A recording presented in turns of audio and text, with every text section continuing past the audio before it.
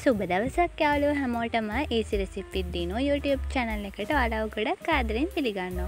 ඔන්න අද මම ඔයාලට අරගෙන ආවිලා තියෙන්නේ ප්‍රධාන අමුද්‍රව්‍ය තුනක් විතරක් පාවිච්චි කරලා ගොඩක් ටේස්ටියෙන් කොහොමද ලාවා කප් කේක් එකක් හදාගන්නේ කියලා. එහෙනම් බලමු කොහොමද හදාගන්නේ මොනවද අපිට ඕනේ කරන්නේ කියලා.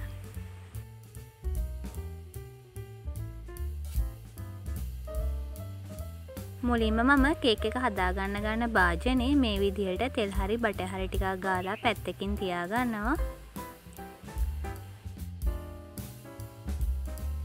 දැන් අපිට අවශ්‍ය වෙන්නේ බ්ලෙන්ඩර් ජාර් එක. මම මෙතනදී අරගෙන තියෙන ලොකු බ්ලෙන්ඩර් ජාර් එකක්. මට තියෙන්නේ මේ බ්ලෙන්ඩර් ජාර් එක විතරක් නිසා. ඉතින් මම දැන් මේකට එකතු කර ගන්නවා චොක්ලට් බිස්කට් ග්‍රෑම් 100ක්. පොඩි චොක්ලට් බිස්කට් පැකට් එකක තියෙන සම්පූර්ණ බිස්කට් ටික මම මෙතනදී දාගත්තා.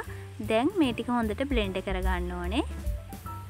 හොඳටම කුඩු වෙන්න ඔයා මේක බ්ලෙන්ඩ් කරගන්න. පොඩි බ්ලෙන්ඩ් ජාර් එකක් තියෙනවා නම් ඔයාලට ගොඩක් ලේසියෙන් මේක හදාගන්න පුළුවන්.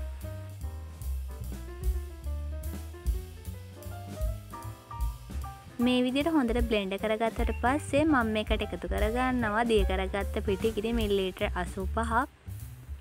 මේ ටිකත් එකතු කරලා හොඳට නැවත බ්ලෙන්ඩ් කරගන්න ඕනේ.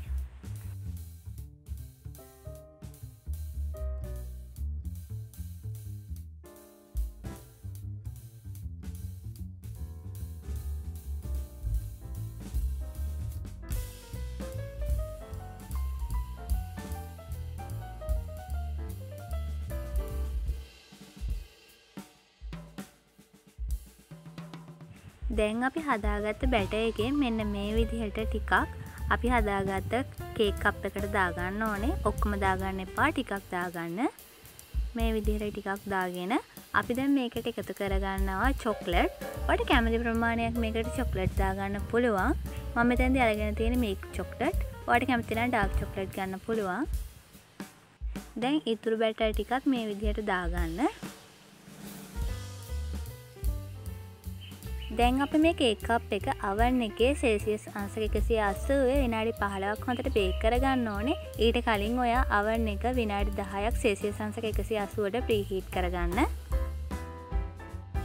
මේ තියෙන්නේ අපි හදාගත්ත චොක්ලට් ලාවා කප් කේක් එක. ඉතින් හරිම ඉක්මනට විනාඩි 15ක් වගේ පොඩි කාලයකදී අමුද්‍රව්‍ය 3ක් විතරක් පාවිච්චි කරලා අපි මේක හදාගත්තා.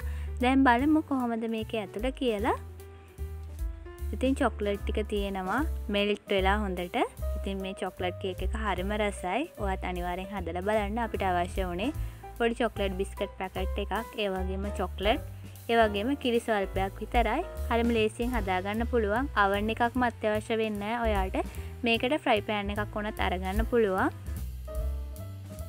ඉතින් ගොඩාක් ලස්සනට අපේ චොක්ලට් ලාවා කේක් එක හැදිලා තියෙනවා. හොඳට චොක්ලට් ටික ඇතුලේ මෙල්ට් වෙලා තියෙනවා. මේක ගොඩාක් රසයි. ඉතින් මත් වෙන රසක් මේකේ තියෙනවා. ඔයත් හදලා බලන්න. හරිම ලේසියෙන් උණු උණුවෙන් මේ විදිහට හදලා රස බලන්න පුළුවන්.